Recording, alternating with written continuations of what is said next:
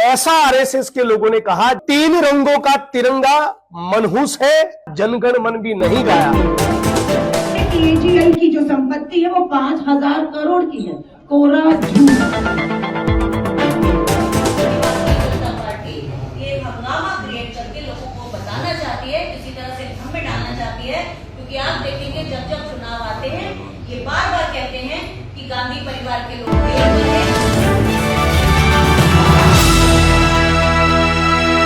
स्वतंत्रता के आंदोलन में जिन्होंने केवल अंग्रेजों की चापलूसी का काम किया, जिन आरएसएस के लोगों ने स्वतंत्रता के आंदोलन में हिस्सा नहीं लिया, न वो गांधी और सरदार के साथ खड़े रहे, न वो पेरियार, फुले और अंबेडकर के साथ खड़े रहे, न सुभाष चंद्र बोस के साथ खड़े रहे, न भगत सिंह, सुखदेव और राजगुरु के साथ खड़े रहे।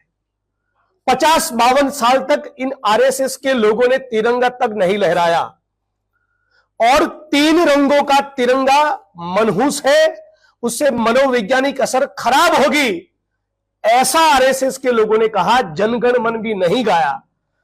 इन लोगों ने जब स्वतंत्रता का आंदोलन चल रहा था तब हमारी कौमी एकता का संदेश देने के बजाय, भाईचारा का संदेश देने के बजाय, स्वतंत्रता के आंदोलन के बाद राष्ट्र निर्माण में लगने के बजाय भारत माता की छाती पर छेद करने के लिए बहुत अनाप शनाप बातें ऑर्गेनाइजर में पब्लिश की, जिन्होंने देश को तोड़ने की बातें लिखी।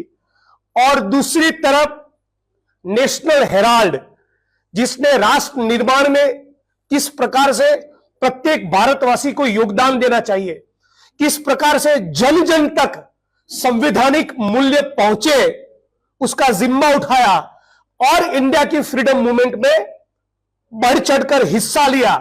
जन चेतना का अंग्रेजों के खिलाफ एक जबरदस्त जन चेतना, जन विद्रोह भारत भूमि में निर्माण हो, उसके लिए एक नींव तैयार की, वो था नेशनल हेराल्ड।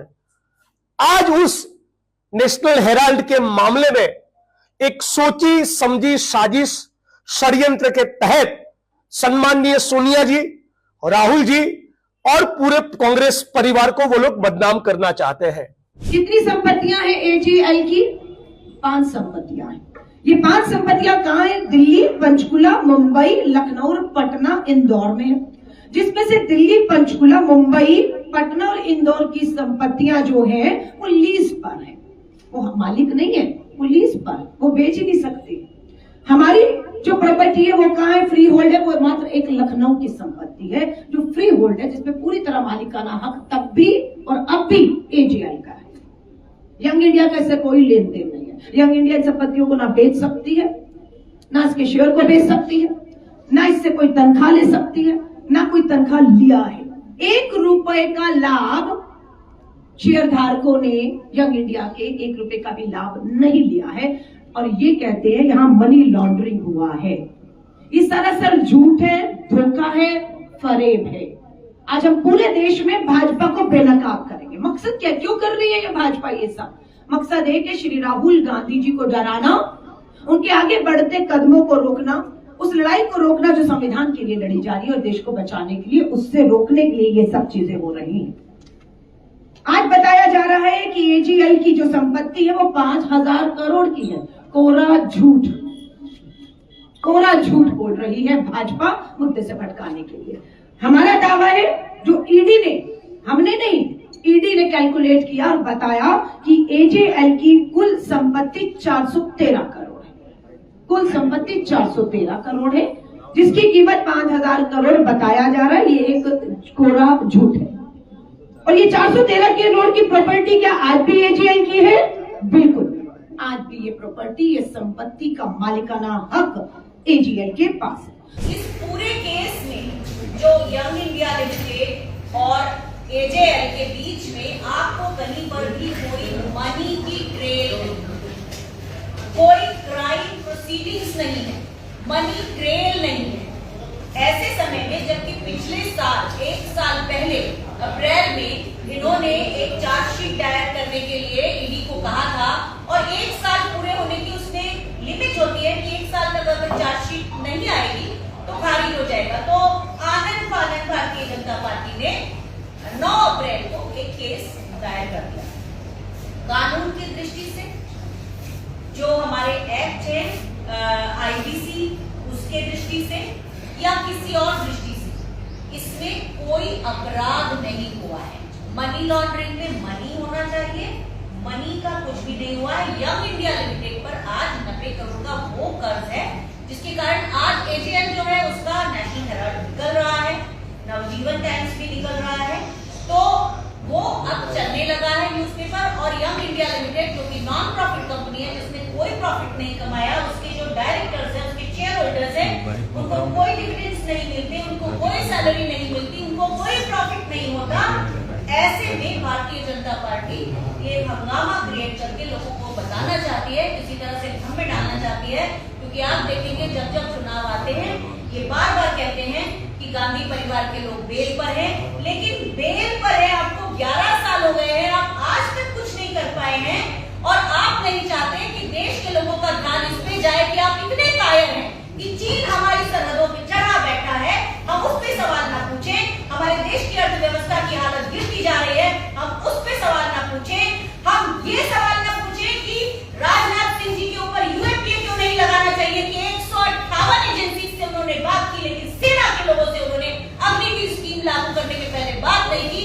इन सब मुद्दों से, बेरोजगारी के मुद्दों से, महंगाई के मुद्दों से लोगों का ध्यान न भटक जाए, इसलिए इस तरह के प्रपंच, ये गाहे बगाहे शुरू करते हैं।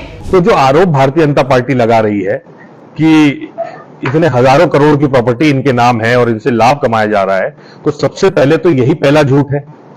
5000 करोड़ की प्रॉपर्टी अफवाह उड़ाई जा रही है, तो इन्हीं के इनकम टैक्स डिपार्टमेंट ने जो है 413 करोड़ का मूल्यांकन किया है, वो भी एक प्रस्तावित मूल्यांकन है, क्योंकि उसको बेचा नहीं जा सकता, तो वो तो वैसे ही पड़ी है, वो बस अंदाजे से एक लगा लिया कि 413 करोड़। तो पहला झूठ तो यही 5000 करोड़ जो बोल रहे हैं।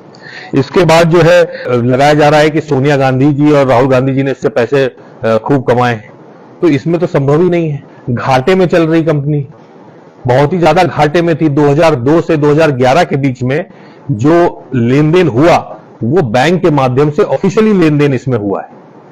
लगभग 90 करोड़ का 100 ट्रांजैक्शंस में लेन देन हुआ कांग्रेस पार्टी की तरफ से इसको, एएसएल को।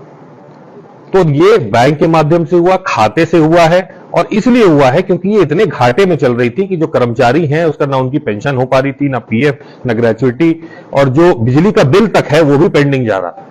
तो इसीलिए ये धनराशि उसको जीवित करने के लिए की गई, और जीवित करने का भी एक बहुत बड़ा कारण था कि ये सीधे सीधे संविधान से, बाबा साहब के लिखे हुए संविधान से संबंधित है। क्योंकि अनुच्छेद 49 ये कहता है कि आपको सीधे सीधे जो स्वतंत्रता संग्राम की जो विरासत है उसको संरक्षण देने का प्रत्येक नागरिक का कर्तव्य बनता है। और साथ ही साथ जो अनुच्छेद 51 बी है उसमें सीधे सीधे ये लिखा है कि जो हमारी विचारधाराएं उस जमाने में थी, जो हमारे प्रक्रिया थी, उसमें मैं उसको सीधे सीधे पढ़ देता हूं आपके सामने। 51A(b) कहा गया है कि भारत के प्रत्येक नागरिक का यह कर्तव्य होगा कि वह उन महान आदर्शों को संजोए और उनका पालन करे जिन्होंने हमारे राष्ट्रीय स्वतंत्रता संग्राम को प्रेरित किया। तो ये संविधान में साफ साफ लिखा है कि जो हमारा धरोहर है, हमारी जो स्वतंत्रता संग्राम है, उसको हमको बढ़ावा देना है, खोने नहीं देना है। तो उसी के तहत ये कांग्रेस पार्टी ने व्यक्तिगत रूप से अपनी तरफ से पेमेंट किया।